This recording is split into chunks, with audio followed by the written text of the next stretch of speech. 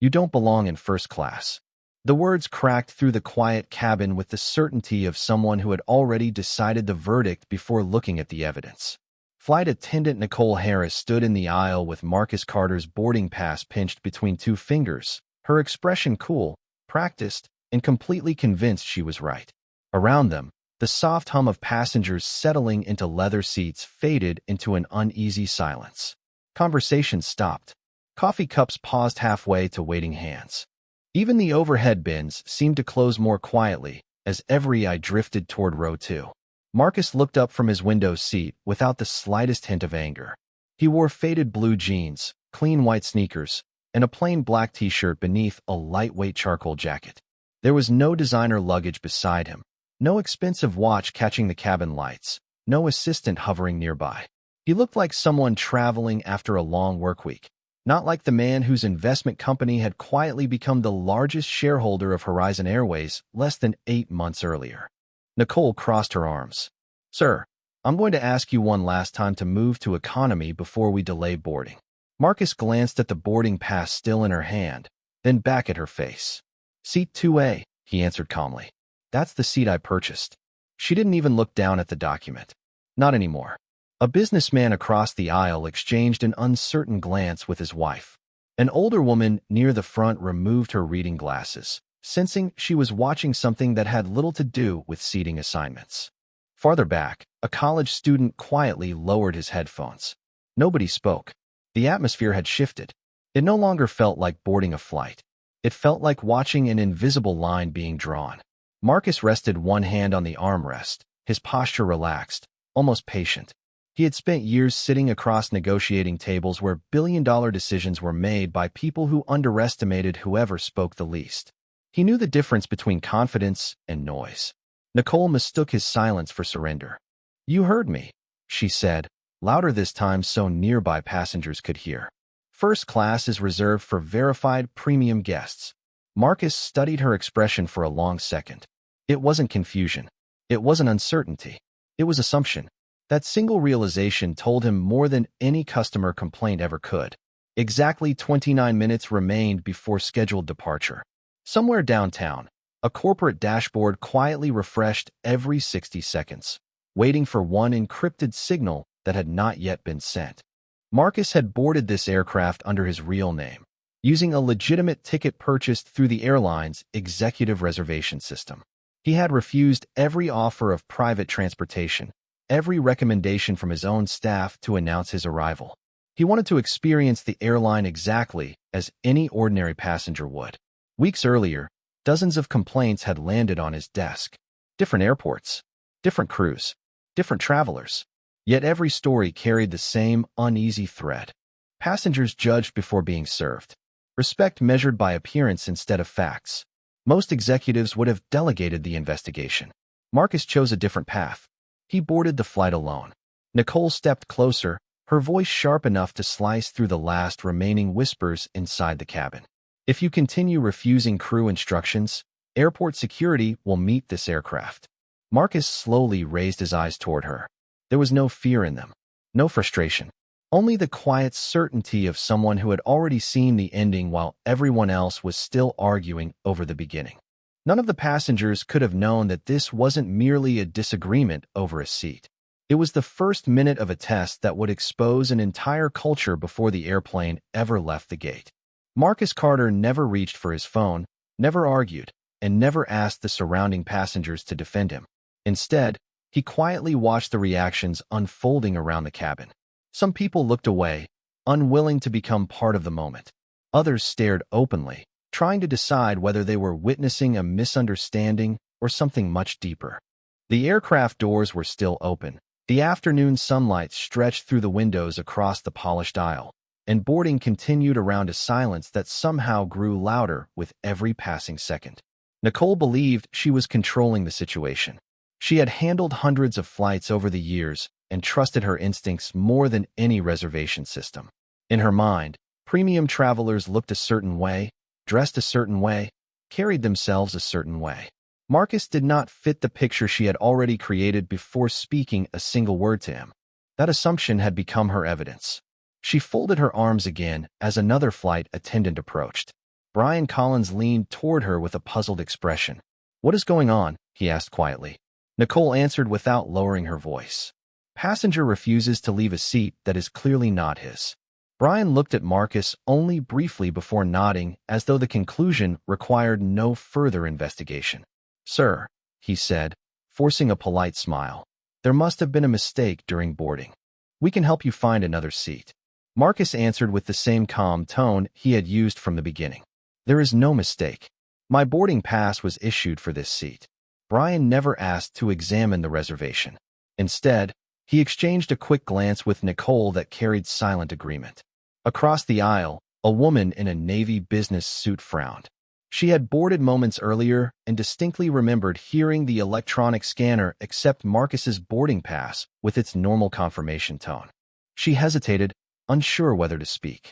A retired school principal seated near the window adjusted his glasses and quietly observed every word. Years of working with young people had taught him that confidence without curiosity often created the biggest mistakes. Marcus noticed neither expression changing his own. His breathing remained steady. His posture remained relaxed. He had promised himself before boarding that no matter what happened, he would allow every decision to reveal itself naturally. The investigation could only work if nobody knew they were being evaluated. Less than a month earlier, Horizon Airways had received another stack of customer reports. Different names, different airports, different dates. Yet the language felt painfully familiar. Travelers described being questioned because of their appearance, redirected despite valid tickets, or treated with suspicion before anyone verified simple facts. The internal reports labeled most of the incidents as misunderstandings. Marcus was no longer willing to accept that explanation. Numbers could hide patterns, but first-hand experience could not. Somewhere beyond the airport, Rachel Brooks sat inside the Executive Operations Center monitoring encrypted alerts that remained inactive. She had argued that Marcus should travel with security or at least notify the airline's executive office before boarding. He refused both suggestions. "If they know who I am," he had told her that morning, "they will show me their best behavior. I need to see their normal behavior." Back inside the cabin, Brian took one step closer. "Captain Daniel Pierce has been informed," he said evenly. "I believe he will help clear this up." Marcus offered a slight nod. "I hope he does." His answer was so composed that it unsettled the businessman seated across the aisle more than any raised voice ever could. 27 minutes remained before departure, and without realizing it, every decision made inside that first-class cabin was slowly becoming part of a story that would soon reach far beyond Flight 482. Captain Daniel Pierce stepped into the first-class cabin with the measured confidence of someone accustomed to resolving disputes before they delayed a flight. His crisp uniform and calm expression immediately drew the attention of nearby passengers, many of whom expected the situation to end within seconds. Daniel looked first at Nicole, then at Brian, allowing both crew members to explain the incident before turning toward Marcus. "Sir," he said evenly, "my crew believes there is an issue with your assigned seat. I would appreciate your cooperation while we sort this out." Marcus met the captain's eyes without hesitation. "I would appreciate the same commitment to verifying the facts." The answer was respectful, yet firm enough to leave no doubt that he intended to remain exactly where he was until someone checked the reservation properly. Daniel extended his hand toward Nicole. "May I see the boarding pass?" She handed it over with complete confidence. "The system must have made an error," she replied. "He does not appear on our updated seating list." Daniel glanced at the document for only a moment before handing it back. He never opened the electronic manifest. He never requested an additional verification. He accepted the conclusion already presented to him. Across the aisle, the retired school principal slowly shook his head. Years spent leading faculty meetings had taught him that good leaders asked questions before making decisions. Daniel had skipped directly to the conclusion. Marcus noticed the choice, but offered no criticism. Every unnecessary assumption quietly added another piece to a puzzle that was assembling itself without his help. Nicole interpreted the captain's silence as approval. Her confidence grew noticeably stronger. "Sir," she said again, "we have another available seat in economy. You will still arrive at the same destination." Marcus answered with remarkable composure. "This conversation has never been about the destination." Brian frowned. Then what is it about? Marcus looked around the cabin before replying. Whether policies are applied equally to everyone. His words lingered in the air longer than anyone expected. A young mother seated 2 rows behind lowered the children's book she had been reading to her son. A businessman who had initially avoided eye contact now watched every exchange with growing curiosity. The atmosphere inside the cabin had changed again. People were no longer observing a disagreement over seating. They were beginning to question the reasoning behind every decision. Near the aircraft entrance, a young flight attendant named Mia Thompson quietly reviewed the boarding records on her handheld device while assisting the last passengers. Something immediately caught her attention. Seat 2 Alpha remained assigned to Marcus Carter exactly as printed on his boarding pass. There was no duplicate reservation, no reassignment notice, no operational change. She checked the record a second time to be certain. The information did not change. Her eyes moved from the screen toward the growing conversation in first class. She hesitated. Mia had joined Horizon Airways less than 6 months earlier. She respected procedure, but she respected accuracy even more. Taking a slow breath, she began walking toward the front of the cabin. Meanwhile, Daniel folded his hands calmly. "I do not want this to become more complicated than necessary." Marcus answered with the same steady voice that had never once risen above normal conversation. "Neither do I, Captain. That is why someone should verify the reservation instead of assuming it is wrong." 24 minutes remained before departure. Outside, baggage crews continued loading the aircraft as though nothing unusual was happening. Inside, however, every passing minute widened the distance between confidence and truth, and the first person carrying proof was quietly making her way down the aisle. Before Mia could speak, another unexpected decision pushed the situation into even more uncomfortable territory. Nicole glanced toward the boarding door and smiled politely at an elegantly dressed couple waiting nearby. "Mr. and Mrs. Bennett," she said warmly. "Thank you for your patience. Your seats are ready."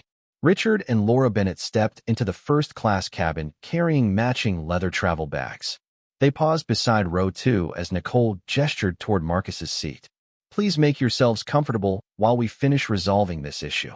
Richard hesitated for only a second before looking at Marcus. "I believe that is your seat," he asked cautiously. Nicole answered before Marcus could respond. "Not anymore. We have already reassigned it." The couple exchanged uncertain glances, then slowly settled into the 2 seats across the aisle, leaving Marcus still seated in 2 Alpha while the awkward tension spread through the cabin like a storm cloud. Several passengers watched in disbelief. They had not seen any official confirmation of a seat change. They had only watched assumptions become decisions. Marcus remained perfectly still. He neither protested nor surrendered his place. His calmness seemed to frustrate Nicole even more. She expected resistance. Instead, she found patience. "Sir," she said with visible irritation, "you are delaying everyone else." Marcus answered quietly, "No, I am waiting for someone to verify the reservation." Brian released a short laugh that sounded more dismissive than amused. "Sometimes common sense tells us everything we need to know." Those words caught the attention of the retired school principal once again. He leaned forward slightly and spoke for the first time. Common sense should never replace facts. His voice was calm, respectful, and impossible to ignore. Brian forced a polite smile, but offered no reply. Near the galley entrance, Mia finally reached the group with the handheld device still in her hands. Her heart beat faster than she wanted to admit. She had reviewed the reservation 3 separate times while walking forward. Every result remained identical. "Captain," she said carefully, "may I show you something?" Daniel turned toward her. "What is it, Mia?" She held up the device. "The manifest still lists Mr. Marcus Carter in seat 2 Alpha. There is no reassignment notice in the system." The words seemed to suspend the entire cabin in silence. Nicole immediately stepped closer. "You are reading the wrong screen." Mia looked down once more before answering. "I checked the live passenger manifest directly through the boarding application." Nicole folded her arms. "You are still in training. You probably opened the wrong file." Mia swallowed but refused to lower the device. "I verified it 3 times." Daniel finally accepted the handheld unit and glanced at the display. Instead of studying it carefully, he looked only briefly before handing it back. "There may be a synchronization delay," he said. "Let us continue with the boarding process." Marcus observed every decision without interrupting. Another explanation had appeared before anyone investigated the evidence. The businessman across the aisle slowly reached for his phone, not to record, but to send a brief message to his wife seated farther back on the aircraft. His text contained only one sentence. "Something is not right up here." Around the cabin, whispers quietly spread from one row to the next. Passengers who had boarded expecting an ordinary afternoon flight were beginning to sense that they were witnessing something much larger than a disagreement over seating assignments. 21 minutes remained before departure, and while every announcement over the airport loudspeakers sounded perfectly routine, the atmosphere inside first class had become anything but ordinary. Each choice made by the crew was slowly building a record that no one on board yet realized would soon be impossible to deny. The silence inside the cabin was no longer passive. It had become expectant. Passengers who had once been focused on finding overhead bin space or answering final text messages were now quietly watching every exchange near row 2. Mia remained standing with the handheld device resting against her side. She had spoken the truth as clearly as she could, yet the facts had been brushed aside almost as quickly as they were presented. She looked toward Marcus for a brief moment, expecting frustration or disappointment. Instead, she found the same calm expression that had never changed since boarding began. It was the look of someone who understood that character often revealed itself when no one believed they were being tested. Nicole took another measured step into the aisle. "We need to finish boarding," she said. "This conversation has already taken too much time." Marcus nodded slightly. "Then verifying one reservation should only take a few seconds." Brian sighed impatiently. "Sir, we are trying to help you."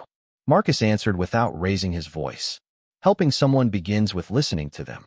The words settled over the cabin with unexpected weight. The businessman across the aisle quietly slipped his phone from his jacket pocket. He did not raise it dramatically or announce what he was doing. He simply opened the camera application and began recording from his seat. A college student farther back noticed and did the same. An elderly woman near the window leaned toward her husband and whispered, "If everything is as simple as they say, why are they avoiding the computer?" Her husband offered no answer because he had begun wondering the very same thing. Captain Daniel noticed several phones pointed toward the front of the cabin and frowned. "Ladies and gentlemen," he announced politely, "we appreciate your patience. We are resolving a routine seating issue." Before anyone else could respond, the retired school principal spoke again. "Routine problems are solved by checking the facts." No one argued with him. Even Richard Bennett, now seated across the aisle, shifted uncomfortably in his seat. He quietly turned toward Marcus. "I hope this gets sorted out fairly," he said. Marcus offered a small, genuine smile. "So do I." Laura Bennett looked at Nicole with visible uncertainty. "Perhaps someone from the gate could verify the reservation?" Nicole forced another professional smile, but it no longer looked natural. "We already know what the system says." Mia instinctively glanced down at the device in her hand. She knew that statement was not true. The system had never supported the conclusion being repeated throughout the cabin. For the first time since boarding began, she felt a responsibility that outweighed her fear of speaking again. She stepped closer to Captain Daniel. "Captain," she said quietly enough to avoid embarrassing anyone, "if you would like, I can contact gate operations and request a live confirmation." Daniel hesitated. The suggestion was reasonable. It required only a short radio call. Yet before he could answer, Nicole interrupted. "There is no need to involve anyone else." Marcus listened carefully. Every opportunity to verify the truth was being declined. Every assumption was being protected instead. He slowly looked toward the aircraft windows where baggage crews continued working under the afternoon sun. 20 minutes remained before departure.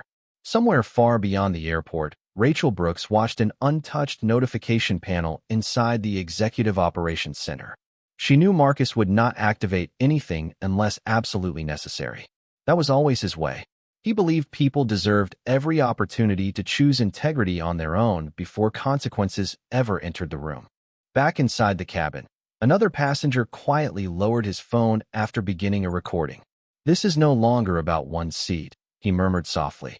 "It is about whether anyone is willing to admit they might be wrong." Several nearby passengers nodded without saying a word, and for the first time since the confrontation began, the balance inside the cabin shifted ever so slightly. Marcus was no longer standing alone. The questions had begun to spread faster than the assumptions, and once people started asking the right questions, the truth had a way of finding its own voice. Captain Daniel drew a slow breath before looking toward the aircraft door. His expression suggested he wanted the situation to disappear before it became an official delay. "Nicole," he said, "ask airport customer service to stand by." Nicole nodded immediately, but instead of reaching for the intercom to request another verification, she pressed a different button and quietly spoke into the cabin phone. "We may need airport security at the gate," she said. Several passengers exchanged uneasy looks. The retired school principal lowered his head for a moment, as though he had hoped the conversation would never reach this point. Marcus remained seated exactly where he had been from the beginning. His hands rested comfortably on the armrests.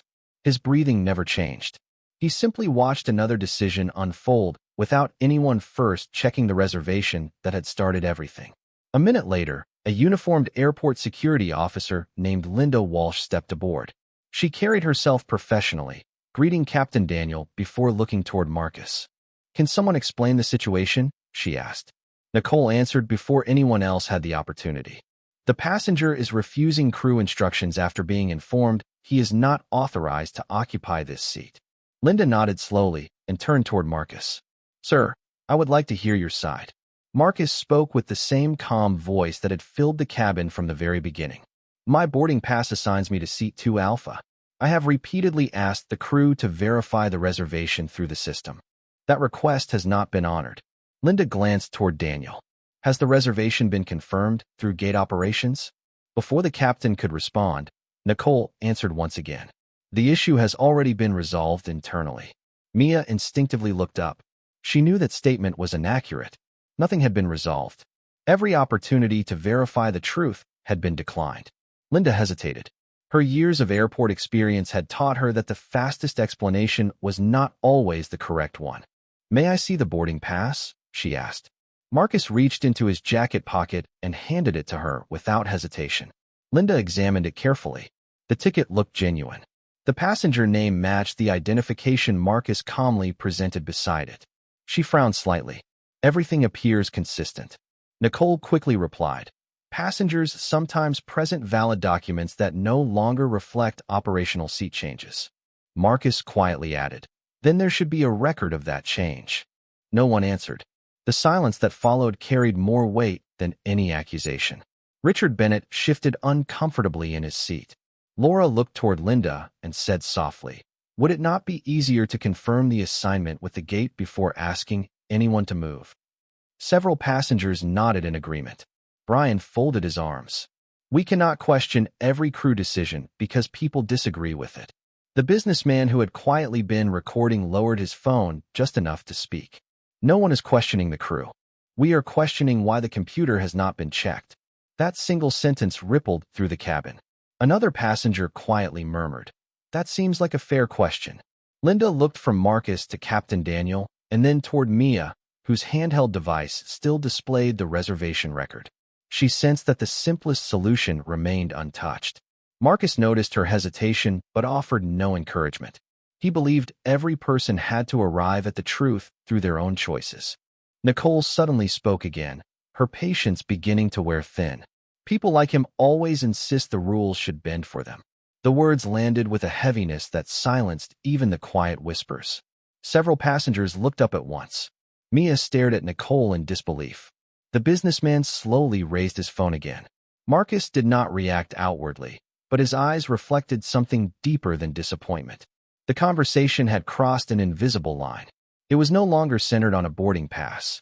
It had become about assumptions attached to identity rather than facts, and every person in the cabin understood that something irreversible had just entered the record while 19 minutes remained before the aircraft was scheduled to leave the gate. The cabin seemed to grow quieter after Nicole's remark, not because there was nothing left to say, but because everyone suddenly understood what they had just heard. Marcus lowered his eyes for a brief moment, and the polished cabin around him slowly faded behind a memory he had carried for more than 20 years.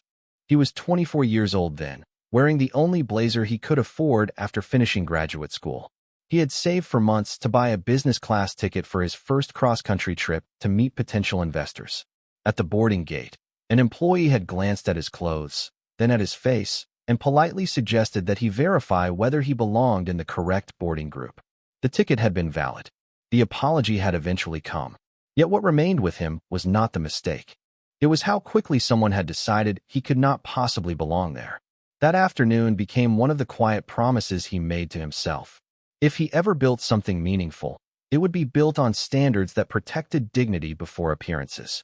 Years later, those words had become company policies, leadership principles, and hiring expectations across businesses worth billions of dollars. Yet here he was again, sitting inside another aircraft, listening to another assumption disguised as procedure. Marcus slowly returned his attention to the present. Nothing in his expression revealed anger. If anything, the memory had made him calmer.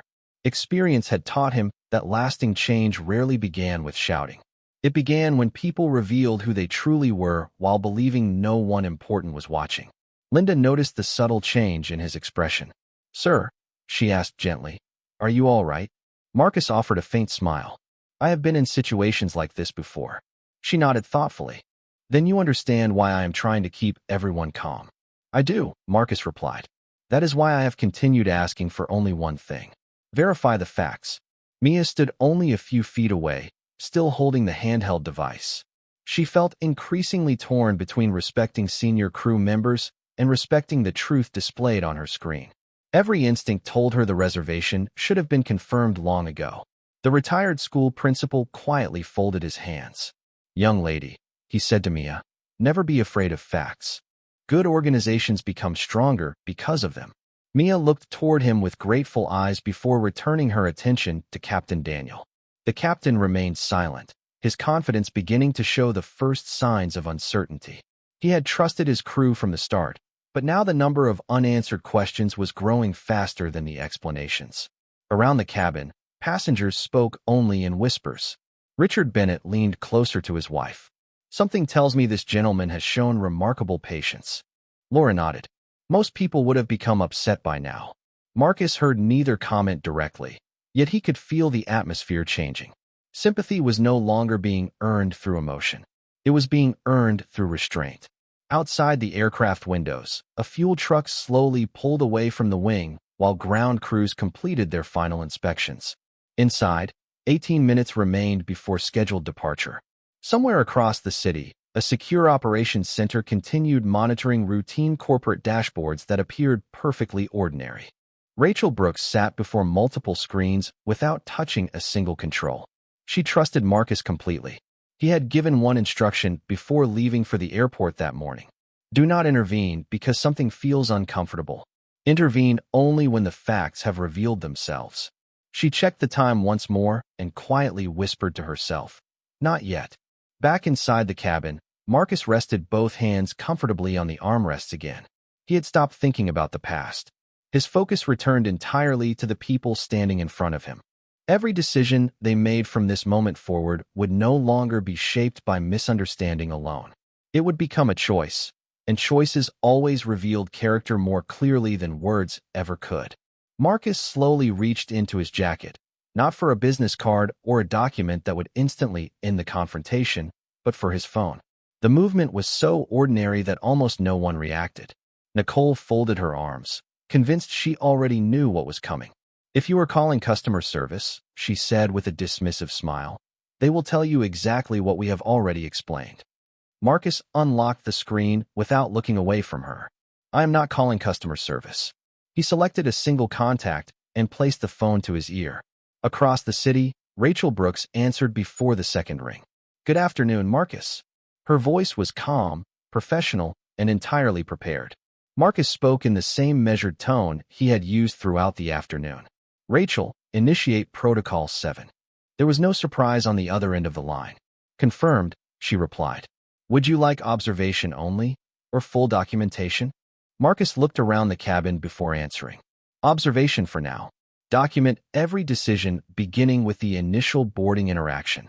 Preserve the passenger manifest, communication logs, and all operational records related to Flight 482. Rachel's fingers moved quickly across her keyboard. Multiple secure dashboards quietly opened inside the Executive Operations Center. Timestamps began recording automatically. Internal compliance officers received silent notifications. Corporate ethics received a live incident alert. Legal operations were informed that an executive review might soon be required. None of those actions interrupted a single employee at the airport. Everything remained invisible. Rachel spoke again. Recording has begun. Executive audit file created. All operational changes will now be preserved. Thank you, Marcus answered. Continue monitoring. Do not contact the crew. Understood, Rachel replied. The decision remains yours. Marcus ended the call and calmly returned the phone to his pocket. Nicole gave a short laugh. I hope whoever that was enjoys hearing about delayed flights. Brian smiled confidently. Some people think making phone calls changes reality. Marcus simply replied, no. Facts change reality. Those 6 words settled over the cabin like a quiet challenge. Mia watched him carefully. She had expected him to call an attorney, a family member, or perhaps the airline's customer support line. Instead, he had spoken with someone who sounded completely unsurprised by everything unfolding. She could not explain why, but the conversation made her wonder whether this situation was far more significant than anyone realized. Linda also noticed the difference. Most passengers facing this level of frustration became emotional or demanded immediate action. Marcus had done neither. He had requested documentation. That choice stayed with her. It was the language of someone accustomed to accountability rather than confrontation. Captain Daniel checked his watch. 17 minutes remained before departure. Delays carried financial consequences, scheduling complications, and frustrated travelers. He wanted the matter resolved quickly, yet an uncomfortable feeling had begun replacing his earlier certainty. The easiest solution still remained untouched. No one had contacted gate operations. No one had requested a fresh reservation verification. Instead, every conversation kept circling the same unsupported assumption. Around the cabin, passengers exchanged increasingly thoughtful looks. The businessman quietly continued recording. The retired school principal sat with his hands folded, saying nothing because he sensed events were approaching a turning point. Richard Bennett leaned toward Laura once more. He does not sound like a man trying to win an argument, he whispered. Laura nodded. He sounds like a man collecting evidence. Outside, airport vehicles continued moving beneath the afternoon sun as if the day were unfolding exactly as planned. Inside the aircraft, however, an invisible countdown had begun. Every decision, every statement, every refusal to verify the truth was now being preserved somewhere beyond the airport walls, and not a single member of the flight crew realized that the ordinary afternoon they believed they were controlling had quietly become the subject of a corporate investigation already unfolding in real time. 17 minutes before departure, the atmosphere inside the first-class cabin had changed completely. No one was pretending this was an ordinary boarding delay anymore. The conversations had become quieter, but the attention had become sharper. Every glance seemed to carry the same question. Why had something so simple become so complicated? Captain Daniel looked toward Nicole one more time. We need to move forward, he said. Nicole nodded, but instead of requesting a final reservation check, she spoke with renewed confidence. Captain, I have handled situations like this before. If we keep debating, we reward noncompliance. Brian immediately agreed. Exactly. We have already spent enough time on this. Marcus listened without interrupting. Every sentence sounded less like an attempt to discover the truth and more like an effort to defend earlier decisions. Linda noticed the shift as well. She quietly asked, Has anyone contacted gate operations since I arrived? An uncomfortable silence followed. No one answered immediately. Finally, Brian replied, It is unnecessary at this point. Linda looked at him carefully. How can confirming a reservation be unnecessary? Nicole stepped in before Brian could respond. Because we already know what the outcome will be. Mia lowered her eyes for a moment. She knew the outcome being described did not match the information still displayed on her device. Her conscience grew heavier with every passing minute. She quietly opened the passenger manifest again and checked it one more time. Marcus Carter, Seat 2 Alpha, confirmed. There was still no operational update. No reassignment. No exception. She looked toward Captain Daniel, hoping he would finally ask to see the screen again. Instead, his attention remained fixed on ending the delay.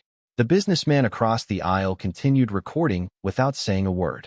Another passenger quietly opened the airline application on her phone and searched the seating chart for the flight. She frowned. Interesting, she whispered to her husband. First class appears completely full. He looked at her screen, then toward Marcus, and slowly shook his head. Richard Bennett finally spoke with visible discomfort. Captain, my wife and I do not mind waiting another few minutes if it means verifying everything properly. Laura nodded. Nobody here seems upset about a short delay. People only want the right decision. Daniel thanked them politely, but remained caught between two competing pressures. One side urged him to trust his experienced crew. The other urged him to verify facts that should have been checked from the beginning. Marcus observed the conflict quietly. He knew leadership often revealed itself during moments when convenience and integrity pointed in different directions. Nicole glanced toward Marcus again. You could have avoided all of this by accepting another seat. Marcus answered calmly. Sometimes accepting the easier solution teaches the wrong lesson. His response lingered through the cabin. Even passengers who had remained silent from the beginning seemed to understand what he meant. If the reservation had never been verified, then moving quietly would only validate assumptions that had never been tested. At that same moment, inside the Executive Operations Center, Rachel Brooks watched new information appear across the compliance dashboard. Audio preservation complete. Crew communication logs secured. Gate transaction history archived. She forwarded the growing file to the corporate ethics director with a single note. Observation continues. No intervention requested. Back on the aircraft, Linda looked once more at Captain Daniel. Captain, I strongly recommend one live confirmation before we take any further action. Daniel hesitated. It was the recommendation he should have accepted from the beginning. Yet before he could answer, Nicole quietly leaned toward him and whispered something that only he could hear. Whatever she said caused him to pause again. Marcus noticed the hesitation but remained perfectly still. 16 minutes remained before departure, and with every opportunity to verify the truth being delayed once again, the invisible record documenting every choice continued growing stronger than anyone standing in the aisle could possibly imagine. Captain Daniel finally exhaled and looked directly at Marcus. Sir, he said, before we make any final decision, is there anything else you believe we should know? The question hung in the cabin like the first crack in a wall that had seemed unbreakable only moments before. Marcus slowly stood from seat 2 Alpha. He did not rush. He did not raise his voice. He simply straightened his jacket and looked first at Mia, then at Linda, then at the passengers who had quietly chosen patience over assumptions. Yes, he answered. There is one important fact. Every conversation inside the cabin stopped. Even Nicole's confident expression softened ever so slightly. Marcus reached into his jacket pocket and removed a slim black card case. He opened it without theatrics and removed a single executive identification card.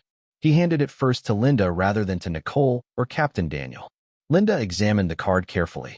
Her eyes moved across the name, the executive seal, and the corporate authentication code. She looked up once, then back down at the card as though she expected the words to change. They did not. Her expression shifted from professional curiosity to unmistakable surprise. Captain, she said quietly, I think you should see this. Daniel accepted the identification and read it in silence. The color gradually disappeared from his face. His eyes returned to Marcus with a look that had nothing to do with confusion anymore. It was recognition. Marcus spoke before anyone else could. My name is Marcus Carter. I am the Chief Executive Officer of Carter Global Aviation Holdings. He paused just long enough for every word to settle.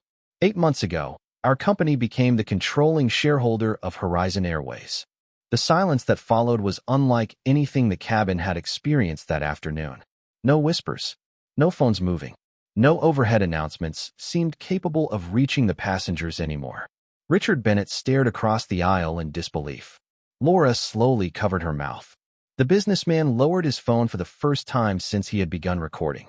Mia felt her heartbeat quicken as every unanswered question from the past 30 minutes suddenly found its place. Captain Daniel looked down at the executive identification once more before speaking. Sir, I. The sentence never reached its ending. Marcus gently shook his head. This is not about who I am. He looked toward Nicole with the same calm expression he had maintained from the beginning. If I had introduced myself before boarding, everyone in this cabin would have smiled. welcomed me aboard, and offered excellent service. That was never the test. Nicole stood frozen. Brian's confident posture disappeared completely. Linda quietly returned the executive identification with both hands. Marcus accepted it and continued. The purpose of this trip was to evaluate how ordinary passengers are treated when they have nothing except a valid ticket and the expectation of fairness. He looked toward Mia. One person asked for the facts. Then toward Linda. One person requested verification. Finally, he turned toward the passengers. Several of you asked the same simple question over and over. Why not verify the reservation?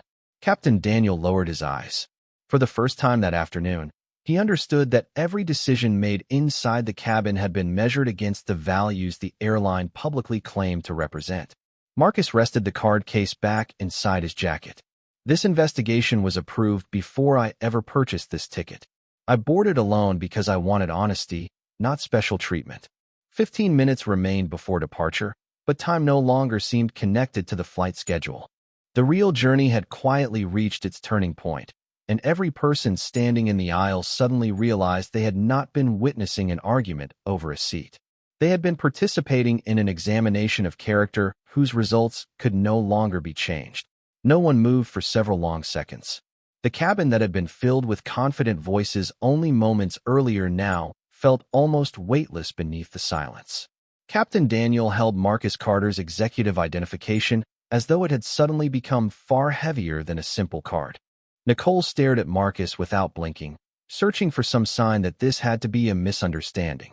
Brian looked toward the aircraft door as if expecting someone to walk in and explain that the entire afternoon had been an elaborate mistake. No one came. Linda finally broke the silence. Captain, she said quietly, I recommend we stop all further discussion until executive operations is contacted.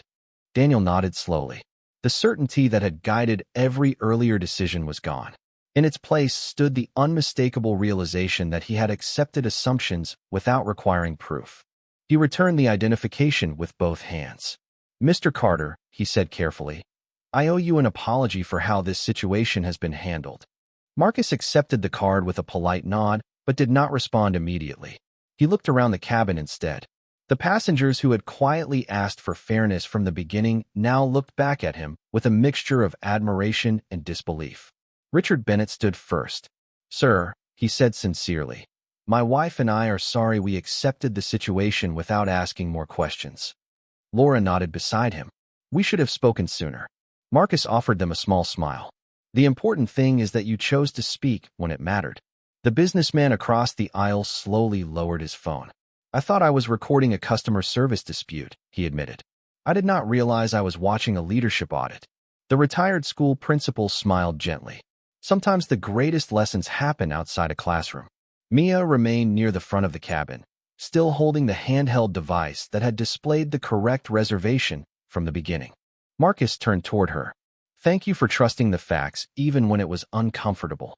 Mia felt her eyes begin to water, though she kept her composure. I only did what I believed was right, she answered. That is exactly how strong organizations are built, Marcus replied. Linda looked toward Nicole and Brian. Neither of them spoke. The confidence that had once shaped every sentence had disappeared. They now understood that every choice they had defended had been documented, every refusal to verify the reservation had been preserved, and every unnecessary assumption had become part of an official record. Captain Daniel slowly removed his headset and looked directly at his crew. We should have verified the reservation before making any conclusions, he admitted. That responsibility was mine. Nicole lowered her eyes for the first time that afternoon. Brian remained completely silent. Around the cabin, passengers exchanged quiet glances of relief. The tension that had filled the aircraft since boarding was finally beginning to lift. It was replaced not by celebration, but by reflection. People were no longer thinking about a seat assignment. They were thinking about how easily appearances could influence judgment when facts were ignored. Marcus stood calmly in the aisle, still carrying himself with the same quiet dignity he had shown from the first minute of the encounter. His identity had changed nothing about who he was. It had only revealed how differently others had chosen to treat him once they believed they knew who he was. 14 minutes remained before departure. Outside, the airport continued operating with ordinary precision. Inside the aircraft, however, every person present understood that they had witnessed something far more significant than a delayed flight. They had watched assumptions collapse under the weight of truth, and they all knew the conversation that would follow had only just begun. Marcus reached into his jacket once more and calmly removed his phone. This time, no one questioned who he was calling. The confidence that had once filled the aisle had been replaced by quiet anticipation. Rachel Brooks answered immediately. "Good afternoon, Marcus." "Please proceed," Marcus said. "Observation is complete. Begin executive response." Rachel did not hesitate. "Confirmed. The Executive Ethics Committee is already assembled. Legal counsel is present. Human Resources leadership has joined the call. Compliance has completed preservation of all operational records, passenger manifest activity, and crew communications. We are ready for your authorization." Marcus looked around the cabin before replying. "Authorize the next phase." Within seconds, notification alerts appeared across secure corporate systems far beyond the airport. Access reviews were initiated. Internal investigations were formally opened. Administrative reviews were activated for every employee directly involved in the incident. None of the actions were dramatic. There were no raised voices, no public confrontation, only the quiet movement of a system designed to hold itself accountable. Rachel continued speaking through the phone. "Nicole Harris has been placed on immediate administrative leave pending investigation. Brian Collins has also been placed on administrative leave. Captain Daniel Pierce's operational authority has been temporarily suspended pending executive review. Their access credentials are being restricted until the investigation is complete." The words landed gently, yet their weight filled the cabin. Daniel closed his eyes briefly. He did not argue. Nicole stood motionless, realizing that every assumption she had defended had led to this moment. Brian lowered his head without speaking. Marcus answered calmly. "Thank you, Rachel. Please make one more note." "Ready," Rachel replied. "Record that one employee demonstrated the courage to verify facts despite pressure to remain silent. Flight attendant Mia Thompson is to receive formal recognition during the review process." Mia looked up in complete surprise. "Sir, I was only doing my job." Marcus smiled warmly. "Exactly. Never underestimate how valuable that is." Rachel continued typing. "Recognition request recorded." Marcus added one final instruction. "Also record that Airport Security Officer Linda Walsh repeatedly requested independent verification before recommending any action. That commitment to procedure deserves acknowledgement." Linda nodded respectfully. "Thank you, Mr. Carter." Around the cabin, passengers quietly exchanged smiles. The businessman who had recorded much of the afternoon slowly lowered his phone completely. "This is the first time I have ever watched accountability happen without anyone shouting," he said softly. The retired school principal smiled. "That is often what real leadership looks like." Richard Bennett turned toward Marcus. "You could have embarrassed everyone the moment you revealed your identity." Marcus shook his head. "Embarrassment changes very little. Learning changes organizations." Rachel spoke one last time. "Executive communications will arrive at the airport within minutes. A replacement crew is already being coordinated. The flight will depart after all operational requirements have been completed." "Thank you," Marcus replied before ending the call. The cabin remained remarkably quiet. There was no applause. There was no celebration. Instead, there was reflection. Every person present understood that they had witnessed something larger than a personnel decision. They had watched an institution choose whether its values were only words printed in employee manuals or principles capable of guiding difficult moments. 13 minutes remained before the scheduled departure, yet no one seemed concerned about the delay anymore. The destination had become secondary. What mattered now was that the journey would continue only after fairness had finally been given the seat it deserved. The replacement crew arrived with quiet professionalism, greeting each passenger with genuine courtesy before preparing the aircraft for departure. The atmosphere inside the cabin felt entirely different from the one that had existed less than an hour earlier. There was still silence, but it was no longer filled with uncertainty. It carried reflection instead. Marcus returned to seat 2 Alpha without ceremony. He did not request special treatment, nor did he ask anyone to acknowledge who he was. He simply fastened his seat belt and looked out the window as ground crews completed the final preparations. Captain Daniel approached one last time before leaving the aircraft. Mr. Carter, he said sincerely, I cannot change the decisions that were made today, but I will spend a long time learning from them. Marcus stood and offered his hand. Daniel accepted it with gratitude. The purpose of accountability is not humiliation, Marcus said calmly. It is improvement. If people are willing to learn, organizations become stronger. Daniel nodded quietly before stepping off the aircraft. Nicole and Brian had already departed under the direction of corporate management. There were no dramatic scenes, no angry exchanges, only the quiet consequences of choices that had been documented and reviewed. Mia took her place with the replacement crew, still processing everything that had happened. As passengers settled into their seats, she stopped beside Marcus. Thank you, she said softly. You reminded me why the small decisions matter. Marcus smiled. The small decisions become the culture. Culture becomes reputation. Reputation becomes trust. Linda paused at the aircraft door before returning to the terminal. Safe travels, Mr. Carter. Thank you, Marcus replied. And thank you for asking the question that should always come first. Verify the facts. She nodded with quiet pride before leaving. The businessman across the aisle leaned toward Marcus. I have traveled for more than 20 years, he said. I have never seen leadership demonstrated this way. Marcus answered without hesitation. Leadership is easiest when everyone agrees with you. It matters most when fairness becomes inconvenient. The retired school principal smiled warmly. I think I have just witnessed the best lesson of my career, and I spent 40 years in education. Soft laughter spread through the front of the cabin, breaking the final traces of tension. A few moments later, the captain of the replacement crew welcomed everyone aboard and thanked the passengers for their patience. The aircraft slowly pushed back from the gate. As the engines began their steady rhythm and the runway stretched ahead beneath the afternoon sky, Marcus looked around the cabin one final time. Every person there had boarded expecting an ordinary flight. Instead, they had left with something impossible to pack into a suitcase. They had seen how quickly assumptions could replace facts, how quietly courage could appear in ordinary people, and how dignity could remain unshaken even under unfair treatment. Marcus closed his eyes for a brief moment before speaking the final words that only those closest to him could hear. Respect should never depend on a title, a seat assignment, a bank account, or the color of someone's skin.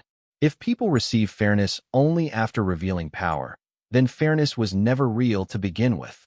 The aircraft lifted smoothly into the sky, leaving the runway behind, but the lesson remained with every passenger on board. Some journeys change your destination. Others change the way you choose to see the people sitting beside you. This flight had accomplished both.